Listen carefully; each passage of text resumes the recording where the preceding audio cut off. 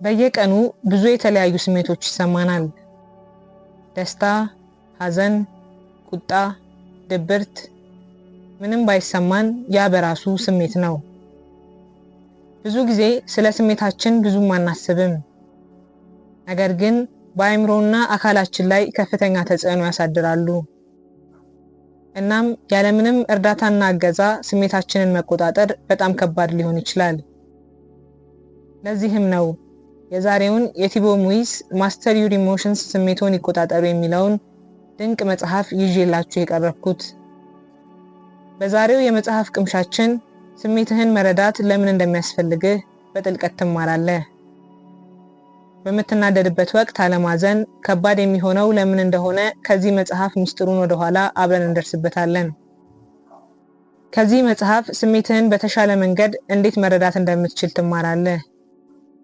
ይህንን ማወቅህ መጥፎ ስሜቶችን በትክክለኛው መንገድ እንድታስተናግድ ያግዝሃል። አስታውስ፣ ስሜቶች ጠላቶችህ አይደሉም። አንተን ወደ ጠንካራና ደስተኛ ሰው እንድትሆን የሚያግዙ ረዳቶችህ እንጂ። ምዕራፍ 1 How your survival mechanism affects your emotions። ስሜትና የመኖር ትግል። የዛሬ ህይወታችን ከቀደምት አባቶችና አያቶቻችን በእጅጉ የተለየ ነው። ዛሬ ላይ ለምግብ በዱር ውስጥ እንስሳትን ማደን አያስፈልገንም። ምክንያቱም በቀላሉ ከገበያ መግዛት እንችላለን። እንደ ቀደምት አያቶቻችን ከዱር አራዊት መደበቅና መፍራትም አያስፈልገንም። እነሱ እኛ ጋር ሊመጡና ሊጎዱን አይችሉም። ምንም እንኳን እነዚህ ለውጦች ቢኖሩም አሁንም በአደጋ ውስጥ ማለፋችን አልቀረም። አደጋ ውስጥ እንዳለን ሲሰማን ከአደጋ የመዳን ዘዴ በውስጣችን ብቅ ይላል። ይህ ዘዴ ከአደጋ ለመሸሽ ኃይልን ይሰጠናል። አሉታዊ ክስተቶችን ከአዎንታዊ ጉዳዮች የበለጠ ለማስታወስ እንሞክራለን። በድሮ አያቶቻችን ዘመን አሉታዊ ክስተቶች ብዙውን ጊዜ አደገኛ ውጤትን ያስከትላሉ። ለምሳሌ አንድ ጎሳ ካገለለህ በህይወት የመትረፍ ዕድልህ በእጅጉ ይቀንሳል። ምክንያቱም ማን ከአራዊት ጥቃት ይጠብቅሃል? ደግሞም ምግባቸውን እነማን ያካፍሉሃል? ዛሬም እንደዚሁ ነው። አሉታዊ ክስተቶች ለህይወት አስጊ ባይሆኑም እንኳን ስሜታዊ ጭንቀትን ይፈጥራሉ። ለህይወትህ የሚያሰጋ አደጋ ባይኖርም እንኳን አሁንም መጥፎ ስሜት ይሰማሃል። ጓደኛ ካንተ ጋር መነጋገር ሲያቆም ታዝናለህ። ይህ አሉታዊ ስሜቶች አባቶቻችን በህይወት እንዲተርፉ ረድቷቸዋል። ነገር ግን ዛሬ ላይ ብዙም አይጠቅምህም። አለቃ ስራህን ቢነቅፍ ወይም ጓደኛ ካንተ ጋር ማውራት ቢያቆም ይህ የህይወትና የሞት ጉዳይ አይደለም። ግን ምቾት የሚነሳ የስሜት ህመም በውስጥህ ይፈጥራል። ይህንን ምቾት የሚነሳ ስሜት ለማስወገድና ደስተኛ ለመሆን ይህንን አሉታዊ ስሜት መልሶ መዋጋትና መጋፈጥ ያስፈልጋል። ምክንያቱም ደስተኛ መሆን ህይወትን በእጅጉ የማሻሻል ኃይል አለው። ዶፓሚን በተለምዶ የደስታ ሆርሞን ወይም ኒውሮትራንስሚተር የሚባለው ሲሆን ከስሜት ጋር በእጅጉ ይያያዛል። ይህ ሆርሞን አስደሳች ነገሮችን ስታደርግ በአእምሮህ ውስጥ ይለቀቃል። ለምሳሌ የምትወደውን ጥሩ ምግብ ስትመገብ፣ ከምትወደው ሰው ጋር ስታወራ፣ ብቻ አንተን ደስ ከሚልህና ከሚያስደስት ባህሪ ጋር የተገናኘ ሆርሞን ነው። ወይም ባጭሩ ደስ የሚል ስሜት እንዲሰማህ ያደርጋል። ዶፓሚን ሰዎች ጥሩ ስሜት እንዲሰማቸው ስለሚያደርጋቸው ብዙዎች ይህንን ሆርሞን በአሉታዊ መንገድ ይጠቀሙታል። ከመጠን በላይ መመገብ፣ ወሲብ ወይም ሱሰኞች ሊሆኑ ይችላሉ። ማንኛውም አይነት ሱስ ለጤና በጣም ጎጂ ነው። ለምሳሌ አስተሳሰባችሁ በቁሳዊ ነገሮች ደስታን ማሳካት ከሆነ አዲስ መኪና ወይም ስልክ የምትፈልገውን ደስታ ይሰጣል። በዚህም በአዲሱ መኪና ወይም በአዲሱ ስልክ ትጠመዳለህ። ይህም ደስተኛ የሚያደርግህ ከሆነ ግን ደስታው የሚቆየው ለአጭር ጊዜ ብቻ ነው። ቁሳዊ ነገሮች ስለማይለወጡ ብዙም ሳንቆይ ይሰለቹናል። ይህን በቁሳዊ ነገሮች ደስታን ፍለጋ የሚደረግን ከንቱ ሙከራ ሄዶኒክ አዳፕቴሽን ይባላል። ይህ ጊዜያዊ ደስታ ለአጭር ጊዜ ቢቆይም እሱ እንድታሳድዱት ያደርጋል። ሁላችንም በተወሰነ ደረጃ የደስታ እርከን አለን። ከሰው ወደ ሰው ግን ሊለያይ ይችላል። አንዳንድ ሰዎች በተፈጥሮ ደስተኛ ሲሆኑ፣ ሌሎች ደግሞ ገለልተኛ ሆነው ይቆያሉ። የደስታ ደረጃ ከፍ የሚለው የዶፓሚን ነርቭ አስተላላፊን የሚቀሰቅስ ነገር ስታደርግ ነው። ቀደም ሲል ያነሳነውን ምሳሌ ስንመለከት አዲስ መኪና ወይም ስልክ መግዛት የደስታ ደረጃ ላይ ጭማሪን ያመጣል። ነገር ግን በመጨረሻው ወደ ቤዝ ላይን ይመለሳል። ይህ ማለት ደስታን ማሳደድ የለብህም ማለት ነው። ምክንያቱም ሁሌም ከፍ ባለ የደስታ ደረጃ ላይ አትቆይም። ደራሲ ሶኒያ ሉቢ ደስታ እንዴት በሚለው መጽሐፉ እንዲህ በማለት ይገልጻል። 50% የሚሆነው ደስታ ከዘር የሚተላለፍ ሲሆን 40% በውስጥህ ከሚካሄዱ ነገሮች ማለትም ሐሳብና ስሜት ጋር ይያያዛል። የተቀረው 10% ከውጫዊ ነገሮች እንደ ቁሳቁስ ወይም የሥራ እድገት ማግኘት ጋር ካሉ መሰል ጉዳዮች ጋር ይያያዛል። ከዚህ የጥናት ውጤት የምንረዳው ደስተኛ መሆን ያንተ ምርጫ መሆኑንና በአንተ ላይ በሚደርሰው ወይም ውጫዊ ነገር ላይ እንዳልሆነ ማወቅ አለብህ። እውነተኛ ደስታ ከውጭ ሳይሆን ከውስጥ የሚፈስ ወንዝ መሆኑን ልብ በል። ደስታን መፈለግ አቁም። ደስታ በውስጥ ነውና።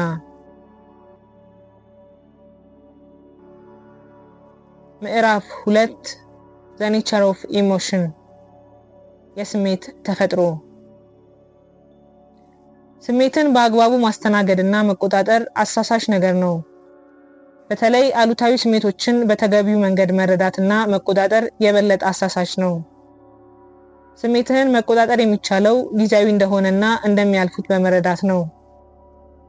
ቁጣ ወይም ብስጭት ምንም ያህል ብትሞክር ለመቆጣጠር ከባድ አሉታዊ ስሜቶች ናቸው። ነገር ግን እነዚህ ስሜቶች ጊዜያዊና እንደሚያልፉ መረዳት በቀላሉ እንደነዚህ ያሉ መሰል አሉታዊ ስሜቶችን በተገቢው መንገድ ለማስተናገድ ያስችልሃል። ለምሳሌ ሳራ ተናዳለች፣ ምክንያቱም ከእንቅልፏ ዘግይታ ስለነቃች። ይህ ማለት ሻወር ወስዳ ለባብሳ ቁርሷን እስክትመገብ የሥራ ሰዓቷ ይሄዳል። ይህ የብስጭት ስሜቷ ቶሎ አይጠፋም። ራሷን መረጋጋት እንዳለባትና መበሳጨት እንደሌለባት ብትናገርም ይህ ዘዴ ሁልጊዜ አይሰራም። በምትኩ ሳራ ራሷን ከስሜቷ ማላቀቅ ትችላለች። ለራሷ እንዲህ በማለት አዎ ከስራ አርፍጃለሁ፣ በዚህም ተበሳጭቻለሁ። ቀኔ እንደዚህ መጀመር አልነበረበትም። ነገር ግን ይህ ብስጭት ቀስ በቀስ እየደበዘዘና እየጠፋ ይሄዳል። እናም የተሻለ ስሜት ይሰማኛል። እናም ለርሶ ስሜቶች ዘላለማዊ አይደሉም። አሁን የሚሰማ ስሜት ትንሽ ቆይቶ ይጠፋና በሌላ ስሜት ይተካል። አሉታዊ ስሜቶች ቢሆኑም ሁልጊዜ መጥፎ አይደሉም። ጥሩ ያልሆኑ ስሜቶችን ሙሉ በሙሉ ከንቱ እንደሆኑ አድርገው አይቆጥሯቸው። አንዳንድ ጊዜ እነዚህ ስሜቶች እርምጃ እንድትወስድ ሊያበረታቱ ይችላሉ።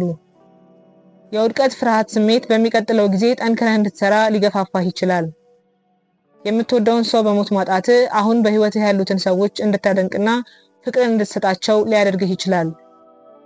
አሉታዊ ስሜቶችን ለመቋቋም የምትታገል ከሆነ ቀደም ባሉት ጊዜያት ያጋጠሙ አስቸጋሪ ሁኔታዎችን አስታውስ። ምንም ያህል መጥፎ ስሜት አሁን እየተሰማህ ከሆነ ይህ ስሜት እንደሚያልፍ ወቅ። ሌላኛው አሉታዊ ስሜቶችን ጤናማ በሆነ መንገድ የማስተናገጃ ዘዴ አንተ ስሜት አለመሆንህን መረዳት ነው። ወይም ስሜቶች አንተን ሊገልጹህ እንደማይችሉ ማወቅ አለብህ። ለምሳሌ የመንፈስ ጭንቀት ከተሰማህ ይህ ስሜት አንተ እንደማይገልጽህ ማስታወስ አለብህ። የጭንቀት ስሜት ስለተሰማህ ብቻ አንተ ጭንቀታም ነህ ማለት አይደለም። አሁን የሚሰማህ ነገር ከሰው ማንነት ዝቅ ሊያደርግህ አይችልም። ለማስታወስ ያህል ደስተኛ ለመሆን አዎንታዊ አመለካከትን በንቃት መያዝ አለብህ የሚለው አባባልን ሰምተህ ይሆናል። እንዲሁም የምታስበውን ትስበዋለህ የሚባል ሌላም አባባል አለ። እነዚህ ሁለቱም አባባሎች ለአዎንታዊ ብቻ ሳይሆን ለአሉታዊም ነገሮች ይሰራልና ልብ ማለትን ያሻል። በጣም መጥፎ ሁኔታ ውስጥ በምንሆንበት ጊዜ ወይም ያመለከትነው ስራ ውድቅ ሲደረግ እነዚህ ክስተቶች በሌሎች ጥሩ ባልሆንክባቸው የህይወት ዘርፎች ላይ እንድታተኩር ያደርግሃል። ይህ ማለት ጥሩ ያልሆንክባቸውን የህይወትህን ክፍል በማሰብ የበለጠ አሉታዊ ስሜቶች እንዲሰማህ ያደርጋል። ስለ ክብደትህ መጨመር ማንም እንደማይወድህና ብቸኝነትህን እንዲሁም ሐዘንህን ሊሰማህ ይችላል። በዚህም ምክንያት አንድ አሉታዊ ስሜት ሲሰማ ከሌሎች የህይወት ክፍል ጋር በማገናኘት በስሜት ከመብከንከን ይልቅ ራስህን ከስሜቱ ነፃ ማድረግ ያስፈልግሃል። ይህ እየተሰማህ ያለው የመጥፎ ስሜት በቅርቡ እንደሚያልፍ ለራስህ በመናገር የመጥፎ የሆነ ስሜት እንዴት እንደተፈጠረ ለመረዳት ሞክር። ይህንን ነጥብ በምሳሌ እንረዳው። ሶፊያ ስህተት መስራት እንደሚያስቆጣት ታውቃለች። በትንንሽ ስህተቶች እንኳን ብግን ትላለች። ስለዚህ ሶፊያ ይህንን ችግሯን ጽፋ ብዙ ጊዜ በተናደደችበት ቁጥር ራሷን መከታተል ጀመረች። ከዚህ በፊት ሶፊያ ስህተት በሰራች ቁጥር ምንም ነገር በትክክል ማድረግ እንደማትችልና ተሸናፊ መሆኗን ለራሷ ትናገር ነበር። ይህ አሉታዊ ዑደት ከህይወቷ ለማስወገድ ሶፊያ እንደማንኛውም ሰው እንደሆነችና ሰዎች እንደሚሳሳቱ ራሷን አስታውሳ ከአሉታዊ አስተሳሰቦች ዑደት ለመላቀቅ ስላደረገችው ስኬት ራሷን ማድነቅና ማበረታታት ጀመረች። ዘውትር ስሜትህን የመከታተል ልማድ አዳብ። በስሜትህ የሚቀሰቀሰውን ነገር ለመለየት ሞክር። በእነዚህ ጊዜያት ለራስህ የምትናገረው ነገር ከአሉታዊ ስሜት አዙሪት ውስጥ እንድትወጣ ሊረዳህና ዳግም ወደዚያ የአሉታዊ ስሜት አዙሪት ውስጥ እንዳትገባ ትምህርት ሊሆንህ ይችላል። ምዕራፍ 4 Changing your interpretation ትርጓሜህን መቀየር። የውጫዊ ሁኔታዎች ለደስታ 10% ብቻ ተጠያቂዎች መሆናቸውን ቀደም ሲል አይተናል። ከነዚህም የውጫዊ ሁኔታዎች እንደ ምሳሌ ያለ ገንዘብ፣ የተወሰኑ የህይወት ግቦችን ማሳካት፣ ለምሳሌ ማግባት የመሳሰሉትን ያጠቃልላል። እነዚህ ነገሮች ግምቶች ይባላሉ። እነዚህ ግምቶች ምንም ያህል ትንሽ ቢሆኑም አሁንም ተጽዕኖ ያሳድራሉ። ለዛ ነው እነዚህን ነገሮች ከተለየ አቅጣጫ መመልከት የሚያስፈልገው። አንዳንድ የተለመዱ እምነቶች እነዚህ እምነቶች አንተ ችግር እንዳለብህ እንዲሰማህ ሊያደርጉህ ይችላሉ። በአሁኑ ጊዜ እያጋጠመህ ያለው ችግር በእውነቱ ችግር ባይሆንስ? ሐና ከስራዋ ልትባረር ትችላለች የሚባል ወሬ በስፋት ሲናፈስ ሰማች። ሐና ይህ ቢከሰትባትም ትልቅ ችግር ነው ብላ ገምታለች። ነገር ግን የህልሟን ስራ ለመስራት ወይም የራሷን ቢዝነስ ለመጀመር እንደ እድል አድርጋ አየችው። ትዳር መስርቼ ልጆች መውለድ አለብኝ። ይህ ተስፋ ብዙውን ጊዜ ከወላጆች ጫና የሚመጣ ነው። ማህበረሰቡ ስላለ ብቻ ማግባት አለብህ ማለት አይደለም። ማግባትም ሆነ ልጅ መውለድ ያንተ ምርጫ መሆን አለበት እንጂ በሌሎች ግፊት የምታደርገው ነገር ሊሆን አይገባም። እኔ የወደፊቱን እፈራለሁ ብትል፣ ሁሉም ሰው ስለወደፊቱ ጊዜን ይፈራል። ምን እንደሆነና ምን ይዞ እንደሚመጣ ማንም አያውቅም። ነገር ግን ስለወደፊቱ ብዙ መጨነቅ ምንም ሊረዳህ አይችልም። ይልቁንም በአሁን ጊዜ ላይ ማተኮር፣ የምትችለውን ሁሉ ማድረግ፣ ለአሁን ጊዜ ትኩረት በመስጠት ጠቃሚ ነው። የዚህ ምዕራፍ ቁልፍ ነጥብ በህይወትህ ለሚከሰቱ ነገሮች አንተ ባለህ አተረጓጎም ላይ የተመሰረተ መሆኑን ልብ እንድትል ማስቻል ነው። ላጋጠመህ ነገር ሁሉ ሰዎችን ወይም ሁኔታዎችን ለችግርህ የምትወቅስ ከሆነ ይህንን ልማድ ለመለወጥ ጊዜው አሁን ነው። ለድርጊትህ ኃላፊነት መውሰድን መማር ያስፈልግሃል። የሚደርስብህን ነገር መቆጣጠር አትችልም። ነገር ግን ምላሽህን መቆጣጠር ትችላለህ። ይህ ደስተኛ መሆን አለመሆንን ይወስናል። ምዕራፍ 5 Letting go of your emotions ስሜትን መተው። በህይወታችሁ ደስተኛ ለመሆን ስሜትን መተው መለማመድ አለባችሁ። አሉታዊ ስሜቶችን በውስጥህ አምቀህ አትያዝ፣ አትጨነቅ። ምሬትና ሌሎች አሉታዊ ስሜቶች በአእምሮአዊና በስሜት ሊጎዱህ ይችላሉ። ንዴት፣ ቁጣና ምሬት፣ እነዚህን ነገሮች ቀደም ባሉት ምዕራፎች ውስጥ ተመልክተናል። አካላዊ መገለጫዎች ስላሏቸው እዚህ ምዕራፍ ላይ መጥቀሱ ተገቢ ነው። ለምሳሌ ስትናደድ ምን ይሰማሃል? የልብ ምትህ ከፍ ይላል፣ መዳፎችህን ያልብሃል፣ ሙቀት ይሰማሃል እና ምንም ነገር ላይ ማተኮር አትችልም። ስለዚህ ስሜትህን በውስጥ አፍነህ ከመያዝ በፊት በመጀመሪያ ስሜትህን ለመለየትና እንደ ተመልካች ከውጭ ሆኖ ለመታዘብ ሞክር። ቶማስ አለቃው ስራውን ለሶስተኛ ጊዜ እንዲያስተካክል ሲነግረው ደደብ የሆነ ያህል ተሰምቶት ከአለቃው ቢሮ ወጣ። ለስራውም ብቁ ያለመሆን ስሜት ተሰማው። ቶማስ በዚህ መልክ መሰማቱ የተለመደ ነገር ነው። ነገር ግን ቶማስ ከዚህ ስሜት ራሱን ሊያወጣ ወሰነ። አው ደደብ የሆንኩ አይነት ስሜት ተሰምቶኛል፣ ግን እኔ ደደብ አይደለሁም። ስሜቱን በመለየትና ስሜትን ከራስ የተለየ ነገር አድርጎ በመመልከት መካከል ትልቅ ልዩነት አለ። ቶማስ በተጨማሪ ራሱን አሉታዊ ሐሳቦችን መመገብ አቆመ። ሁለተኛ ስሜቶቻችሁን እንደ ጊዜያዊ ነገር አስቡት። ስሜትን መቀየር እንደምትችሉት ልብስ ተመልከቱት እንጂ እናንተን እንደማይገልጽ ማስተዋል ያስፈልጋል።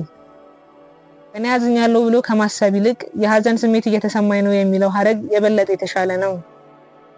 ይህ ባንተና በስሜት መካከል የተወሰነ ርቀትን ይፈጥራል። ይህም ለመልቀቅ ቀላል ያደርገዋል። ሶስተኛ፣ ስሜትህን አትያዝ፣ እንዲሄዱ ፍቀድላቸው። የስሜት ጥገኛ እንድትሆን የሚያደርጉ ሁለት ምክንያቶች አሉ። የመጀመሪያው በምታዝንበት ወቅት ለራስህ የምትናገረው ታሪክህን ያጠናክርልሃል። ይህም ራስን የበለጠ እንድታሳዝን ታደርጋለህ። በሚያሳዝን ሁኔታ ሰዎች ብዙውን ጊዜ በስሜታዊነት ራሳቸውን የመጉዳት ዝንባሌ ይኖራቸዋል። ሁለተኛው ምክንያት አንተ ስሜትህ እንደሆንክ ታስባለህ።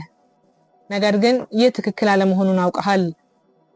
ራስህን ከስሜቶች ጋር መለየት ታቆም ድረስ በጭንቀት ትኖራለህ። አራተኛ፣ ስሜትህን ለመልቀቅ የሴዶናን ዘዴ ሞክር። የሴዶና ዘዴ ከሃይል ዳውኪንስ መጽሐፍ የተወሰደ ሐሳብ ነው። የሴዶና ዘዴ ስሜትን በሶስት የተለያዩ መንገዶች እንድትፈታ ይረዳሃል። የመጀመሪያው መንገድ አለመያዝ ነው። መጥፎ ስሜቶችን በጭራሽ አይያዙ። አሉታዊ ስሜቶች እንዲሄዱ ይፍቀዱላቸው። ሁለተኛው መንገድ ለእነዚያ ስሜቶች በህይወቱ ውስጥ ቦታ እንዲሰጡ ማድረግ ነው። ሶስተኛው ስሜትን መቀበል ነው። ይህ ስሜቱን በቅርበት በመመልከት ያለ ፍርድ መቀበልን ያካትታል። በዚህም እነዚህ ስሜቶች ከየት እንደመጡ በቀላሉ መረዳት ይችላሉ። በሴዶና ዘዴ መሰረት ስሜቶችን ለማስወገድ እነዚህን 5 እርምጃዎችን መውሰድ ይችላሉ። ደረጃ 1፣ በአንድ የተወሰነ ስሜት ላይ ብቻ አተኩር። በሱ ላይ ለመስራትና ለማሻሻል ሞክር። ደረጃ 2 እና 3 ከላይ ከተጠቀሱት 3 ዘዴዎች ውስጥ በመረጡ አቀራረብ ራስዎን የሚከተሉትን ጥያቄዎች ይጠይቁት። ይህን ስሜት ልተወው እችላለሁ? ይህንን ስሜት ልቀበለው እችላለሁ? እነዚህን ጥያቄዎች በታማኝነት ለመመለስ ሞክር። እያንዳንዱ ጥያቄ በቅንነትና በትክክል ምንም አይነት ትክክለኛ ወይም የተሳሳቱ መልሶች የሉም። ለመረዳት ብቻ የቀረቡ ጥያቄዎች ናቸው። ደረጃ 4 አንድን ስሜት መተውና መልቀቅ እንዳለብህ የሚሰማህ ከሆነ ሰበብ ሳታቀርብ ዛሬና አሁን አድርገው። ደረጃ 5 የምትፈልገው ውጤት ጋር እስክትመጣ ድረስ ከላይ ያየናቸው ደረጃዎችን መልሶ መሞከር አስፈላጊ ነው። የሴዶና ዘዴ ምንም እንኳን ቀላል ዘዴ ቢመስልም ሞክሩት። እናም ስሜቶችን በየቀኑ መተው ይልማመዱ። ስሜቶቹ ወደ ትክክለኛው አቅጣጫ እንዴት እንደሚመራዎት ይመለከታሉ። ምዕራፍ 5 How emotions can guide you in the right direction። ስሜቶች ወደ ትክክለኛው አቅጣጫ እንዴት ነው የሚመሩን? ስሜቶች ጊዜያዊ ናቸው ማለት ህይወት ላይ ምንም ለውጥ አያመጡም ማለት አይደለም። ማንም ሰው በህይወት ውስጥ ምቾት እንዲሰማው ወይም ደስተኛ መሆን የማይፈልግ የለም። ነገር ግን አንዳንድ ጊዜ እነዚህ ስሜቶች ምልክት ሊሆኑ ይችላሉ። ስሜቶች መልእክት ይልኩልሃል እና እነሱን ችላ ማለት የለብህም። እስቲ ይህንን ነጥብ በምሳሌ ለመረዳት እንሞክር። አስቴር ሁልጊዜ ጭንቀታም ናት። ምንም ነገር አያስደስታትም። ስራዋንም ሆነ ግንኙነቶቿ ለሷ አስደሳች አይደሉም። በዚህም ምክንያት አስቴር አንድ ቀን ካለችበት ስፍራ ወደ አዲስ ከተማ ለመዛወር ወሰነች። ይህ በእያንዳንዱ አዲስ ቀን አስቴርን ደስተኛ የሚያደርጋት የህይወቷ ምርጥ ውሳኔ እንደሆነ አድርጋ ማሰበችው። በዚህ ምክንያት አስቴር በማታውቃቸው ትንንሽ ነገሮች ውስጥ ደስታን አገኘች። ስሜትህን በሚገባ ለመምራት ራስን በጥልቀት ማወቅህን ይጠይቃል። አስቴር ስሜቷን ችላ ብትል በህይወቷ ውስጥ እንደዚህ ያለ አስፈላጊ ውሳኔ በጭራሽ አታደርግም ነበር። በህይወቷ ውስጥ የሆነ ነገር መለወጥ እንዳለባት ታውቅ ነበር። እናም በህይወቷ ደስተኛ ለመሆኗን ለመቀበል ፈቃደኛ ባትሆን ይህ አሁን የወሰነችው ውሳኔ ዞላት የመጣውን ደስታ ማጣጣም ባልቻለችም ነበር። ራስን ማወቅ ሐሳብና ስሜቶችህን እንዲሁም ልማድና ባህሪህን በጥልቀት ለመመልከትና ለመረዳት በእጅጉ ጠቃሚ ነው። ራስን የምታዳምጥ ከሆነ በአዎንታዊ አእምሮ ሁኔታ ውስጥ ነህ ማለት ነው። ምዕራፍ 6 Recording your emotions። ስሜትን መመዝገብ። ስሜትን መመዝገብ ዓላማው ምንድነው? ይህንን ማድረግ በአጭሩ የበለጠ አዎንታዊ ስሜቶችን እንዴት መለማመድ እንደምትችል መረዳትን ይሰጥሃል። ይህንን ከማድረግ በፊት ግን አሁን ያለህን ስሜታዊ ሁኔታ ማወቅ ያስፈልግሃል። ስሜቶችህን ተመልከት። ለአንድ ሳምንት ያህል በየቀኑ የሚሰማህን ስሜት ለመመዝገብና በንቃት ለመከታተል ሞክር።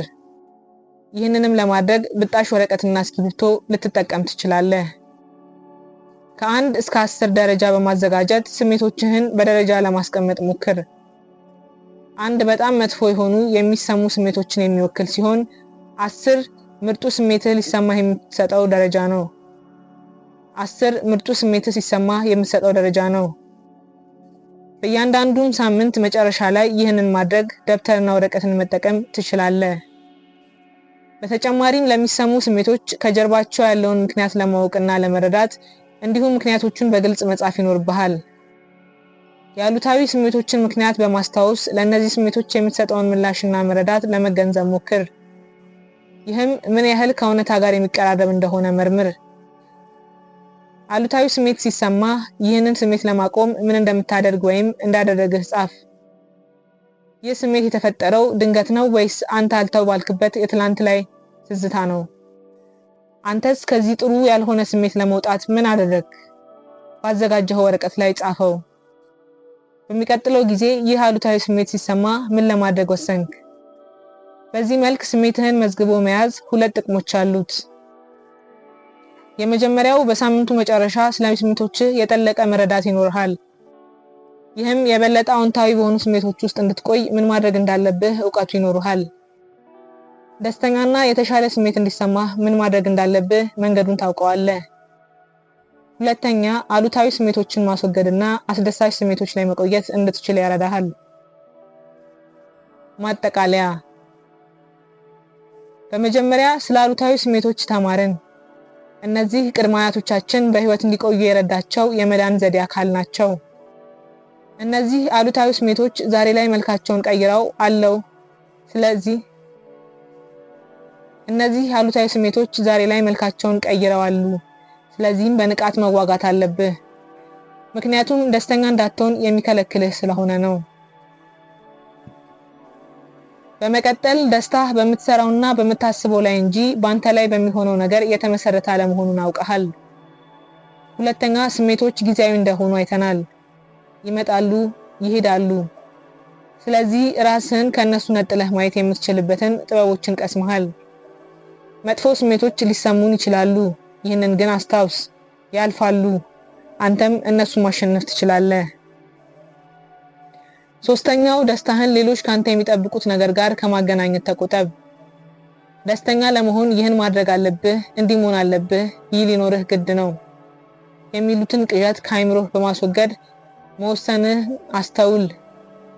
በዚህም የስሜትህና የሰው የዘወትር እስረኛ ትሆናለህ። በአራተኛ ደረጃ ስሜትህን አካብደህ አትመልከት። እንደ ሶስተኛ ወገን ከውጭ ሆነህና ራስን አውጥተህ የሚሰማህን ስሜት ለመታዘብ ሞክር። አንተ ማለት ስሜትህ አይደለህም። በአምስተኛ ደረጃ ስሜቶች መልእክት ሊሆኑ ይችላሉ። ይህም ያለህበትን ሁኔታ እንድትቀይር ወይም በህይወትህ ውስጥ የሆነ ነገር መለወጥ እንዳለብህ ሹክ እያሉ ሊሆን ይችላል። ስለዚህ ሁልጊዜ ስሜቶችን ችላ ማለትና መተው አይገባህም። ለምን ይሄ ስሜት ተሰማኝ በማለት ራስህን ለመጠየቅ ሞክር። ስድስተኛ፣ ስሜትህን መከታተል ነው። ደስተኛ ለመሆን የሚረዱህን መንገዶች ፈልግ። ሁልጊዜም አስታውስ፣ ስሜቶች አንተን አይገልጹህም። እኔ ደስተኛ አይደለሁም ከማለት ይልቅ የደስታ ስሜት እየተሰማኝ አይደለም የሚለው አገላለጽ የበለጠ የተሻለ መሆኑን ተረዳ። ስሜቶች ይመጣሉ፣ ይሄዳሉ። ከእነርሱ ጋር እንዳትጣበቅ ተጠንቀቅ። ጥሩ ስሜቶች ደስታን ያመጣሉ። መጥፎ ስሜቶች ደግሞ ደስተኛ ለመሆንን የሚያመላክቱ ናቸው። ሁለቱም እንዴት ሊጠቅሙ እንደሚችሉ በስፋት አይተናል።